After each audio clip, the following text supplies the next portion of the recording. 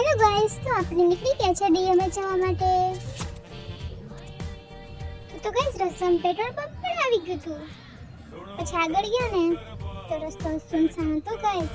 હવે થોડી વારમાં ગાઈસ આપણે ડીએમ બારડે પહોંચી જશું. જોજો ફાઇનલી ગાઈસ આપણે ડીએમ બારડે પહોંચી ગયા છે. આજુબાજુ ઘણા બધા સાધનો પડ્યા છે કેમ કે આજે એક્ઝામ છે ને.